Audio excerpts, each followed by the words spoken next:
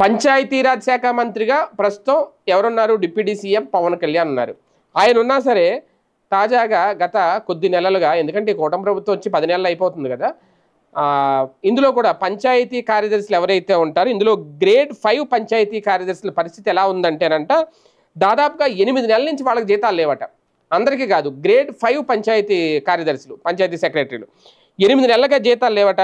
రాష్ట్ర వ్యాప్తంగా 650 మంది గ్రేడ్ 5 పంచాయతీ కార్యదర్శులు ఆవేదన వ్యక్తం చేస్తున్నారు. ఇమీడియట్గా పవన్ కళ్యాణ్ గారు చొరవ తీసుకుని తమకు జీతాలు ఇప్పించాలని విజ్ఞప్తి చేస్తున్నారు. డీడీఓలుగా అధికారాలు పొందిన 650 మంది పంచాయతీ కార్యదర్శులకు ఇప్పటి వరకు పొజిషన్ ఐడి ఇంకా క్రియేట్ చేయకపోవడం, అలాగే అదనపు గ్రేడ్ 4 పంచాయతీల్లో నియమితులైన కార్యదర్శులకు క్యాడర్ స్ట్రెంత్ సమస్య చూపుతున్న కారణంగా 8 నెలలుగా జీతాలు నిలిచిపోయాయని తెలిపారు.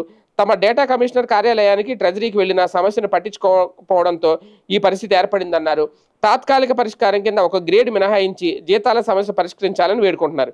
కనీస అవసరాల కోసం అప్పులు చేయాల్సిన పరిస్థితి కూడా ఉంది అనేది. మరి నిజంగా ఇది చాలా దారుణం, చాలా దుర్భరమైన పరిస్థితి. 8 నెలలుగా జీతాలు లేవు అంటే ఇంకా వాళ్ళ పరిస్థితి ఎలా ఉంటుంది? మరి పవన్ కళ్యాణ్ గారి దృష్టికి వెళ్ళిందో లేదో, వెళ్తే మాత్రం ఆయన ఇమీడియట్గా అయితే పరిష్కరించే ఏర్పాట్లు అయితే చేస్తారు.